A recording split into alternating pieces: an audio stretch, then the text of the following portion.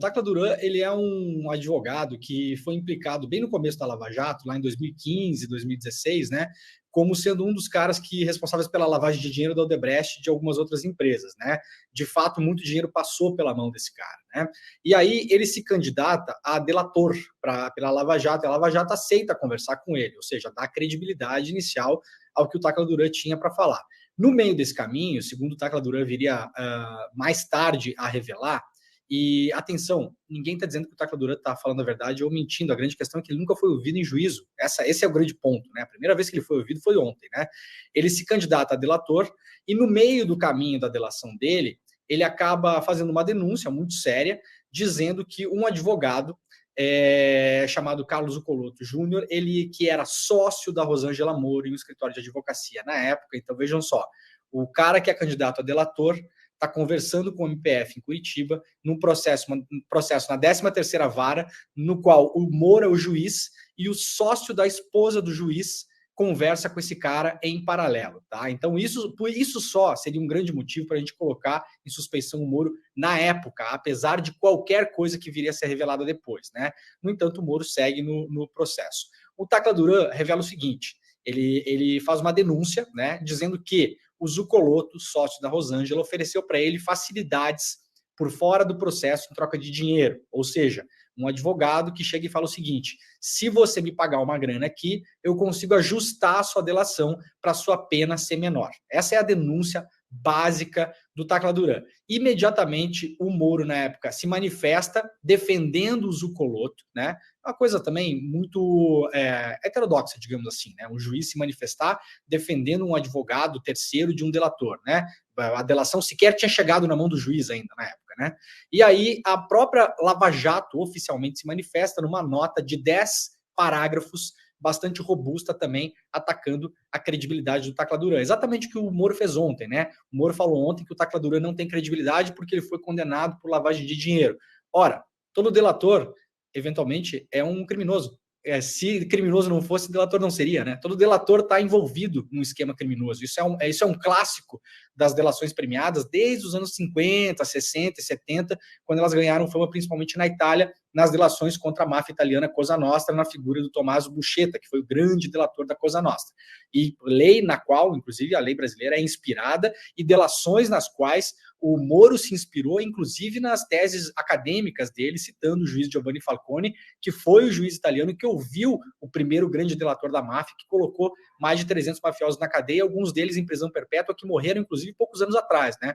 O caso de Totò Riina e Bernardo Provenzano, os dois chefes da Cosa Nostra.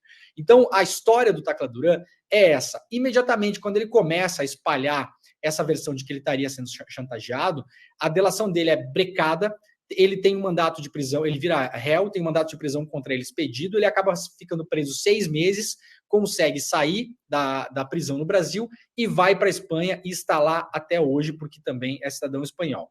Essa é a versão do Tacla Duran. Sempre foi descredibilizado, nunca foi ouvido oficialmente. Então, ontem, pela primeira vez, ele foi ouvido oficialmente pela justiça. Aí, a partir de agora, Edu, a gente tem que saber se ele tem elementos e provas. Ninguém está colocando a mão no fogo pelo Tacla Duran. O Tacla Duran, vamos lembrar, ele participava de um esquema criminoso que incluía lavagem de dinheiro, tá?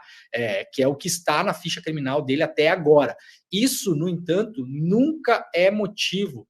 Eu falei a mesma coisa ontem aqui no ICL às 7 horas da noite na segunda edição. É o seguinte, os delatores nunca são freiras carmelitas. Os delatores são pessoas que estão implicadas em esquemas criminosos e a credibilidade do delator, ela não está linkada aos crimes pretéritos que ele cometeu, mas à capacidade do delator de produzir provas.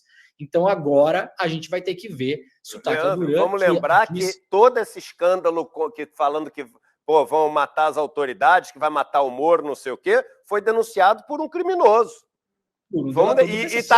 E tá com uma mega cobertura da imprensa. Se isso fosse razão para desqualificar, não dá para entender a imprensa dar uma mega exposição para isso e o outro não, porque o outro é criminoso. Qual a lógica disso, cara? Exatamente, não tem essa relação, né? Vamos lembrar que o delator mais famoso do século XX, que é justamente o Tommaso Buscetta, que delatou a máfia na Itália, na França, no Brasil, gerou nos Estados Unidos a Pizza Connection, que virou filme depois, um concurso mafioso super famoso, que ganhou fama nesse processo, o Rudolph Giuliani, que depois viria a ser o advogado do Donald Trump. Então vejam a palavra e as provas que o delator levanta, elas não estão ligadas. O Tommaso Buscetta era um assassino, um traficante de heroína, né? um cara que produzia lavagem de dinheiro, que usou diversos nomes falsos ao longo da vida, viveu no Brasil em 3 períodos diferentes, praticou imigração ilegal, contrabando de cigarro. Assim, se você não vai ouvir um cara desses porque ele tem crimes na ficha criminal, então você acaba com o Instituto da Delação Premiada. Agora, vamos ver o que apresenta. A denúncia do Tacla Duran, ela é grave.